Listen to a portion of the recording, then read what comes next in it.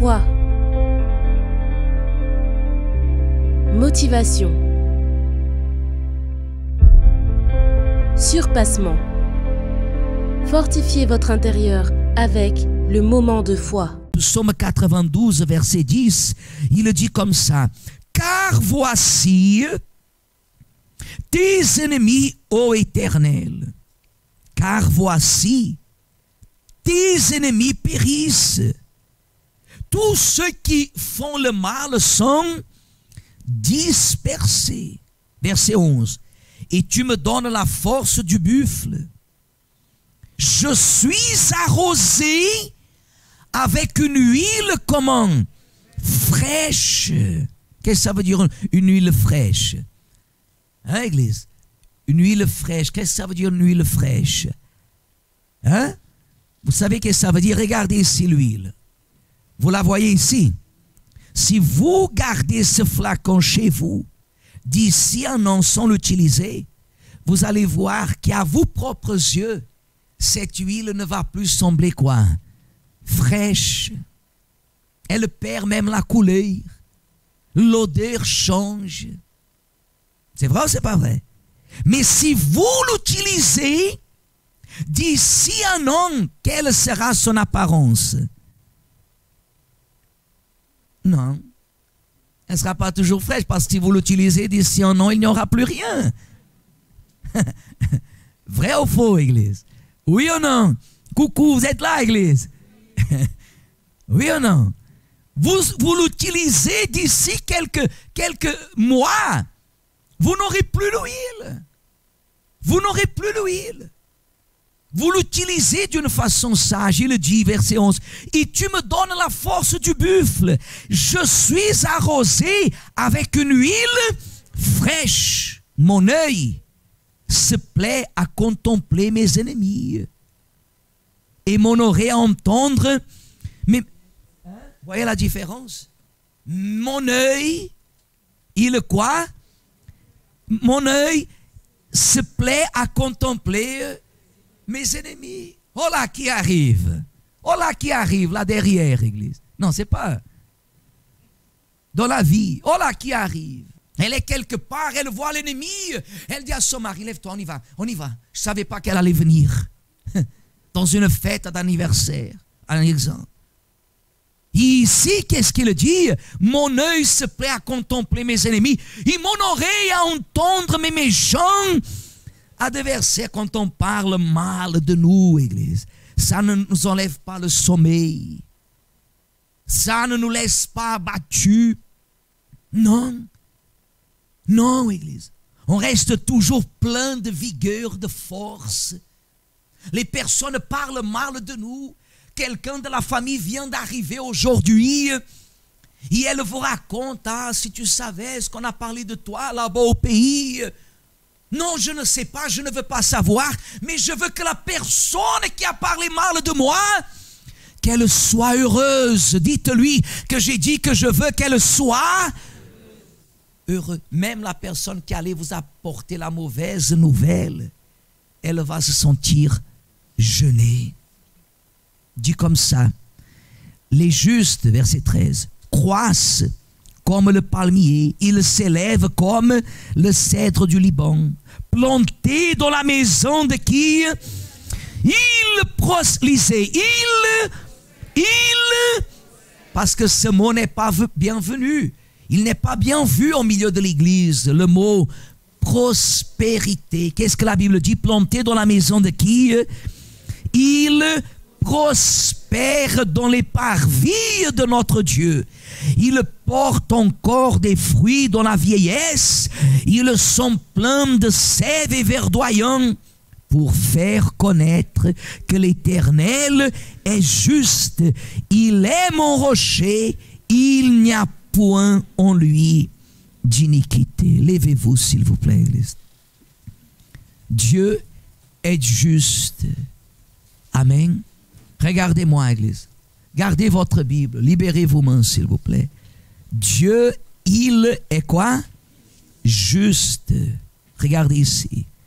Dieu faillit. Dieu faillit. Dieu ne faillit jamais. Dieu n'a jamais failli. Des fois, la personne, elle a obtenu quelque chose. Elle pensait, c'est Dieu. Israël voulait un roi. Dieu a donné un roi. Vous voulez un roi? Je vais vous trouver un roi. Il est un vaillant. Viens. Va le consacrer, Samuel. Il sera le roi. Mais ce roi, il a déçu l'Éternel. Le premier roi de la nation sainte a déçu l'Éternel, a déçu son propre peuple. Quelqu'un dira, mais évêque, Dieu ne connaît pas toutes choses. Pourquoi Dieu alors, il a permis que Saoul règne? Judas n'a pas trahi Jésus. Et Dieu ne connaît pas toutes choses. Vous savez une chose, Église, même ceux qui périssent par la méchanceté, ils ont eu leur opportunité de ne pas faire des mauvaises choses. Quand vous mettez votre appui en l'Éternel, quand vous gardez votre foi, parce que ma foi, par exemple, il y a des personnes qui ont été guéries, il y a des personnes qui ont été délivrées, il y a des personnes qui ont vu la famille restaurée, Dieu honorer leur foi, des miracles extraordinaires. Mais tout cela est passager. Tout cela est passager. D'ici quelques années, même la mère qui un jour était une femme stérile, quand elle aura 1, 2, 3 enfants, quand elle le verra grandir, se marier, des fois, elle-même oubliera qu'un jour elle a été stérile. Moi, j'ai déjà vu ça.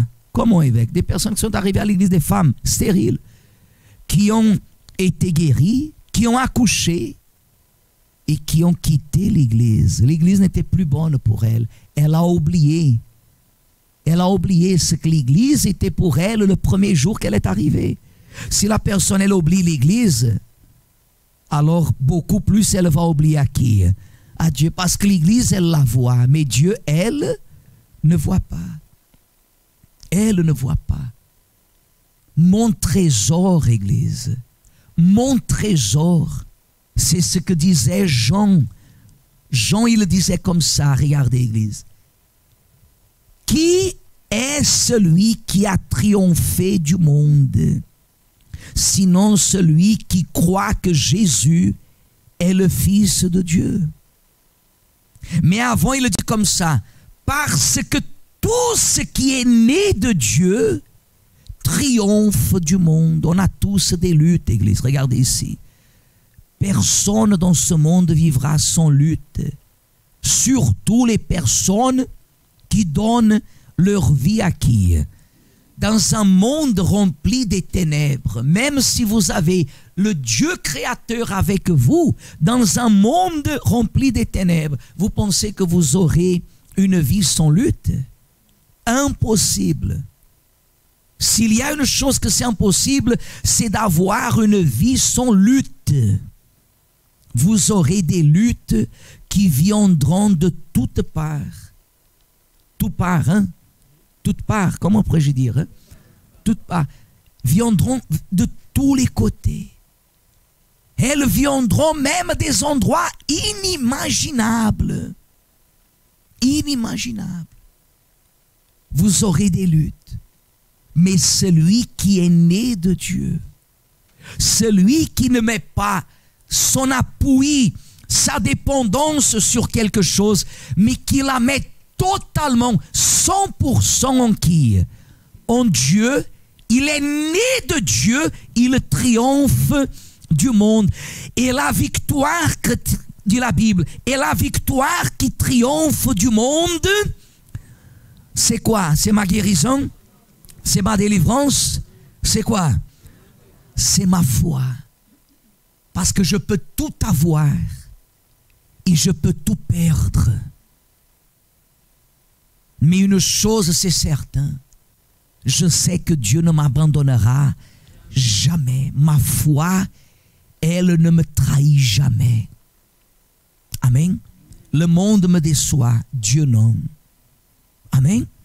Le monde me déçoit, Dieu non. Et l'église c'est moi. Si vous êtes déçu avec vous-même, patience, je ne peux rien faire. Mais Dieu, il ne me déçoit pas. Amen. Dieu ne me déçoit pas. Et si Dieu ne me déçoit pas, moi je ne peux pas non plus décevoir qui que ce soit. Ma foi, elle me rend fort capable dans la présence de Dieu. Ça, c'est le vrai huile. C'est le Saint-Esprit que si vous le recevez, vous allez savoir ce qui est véritablement une vie qui fait la différence. Amen.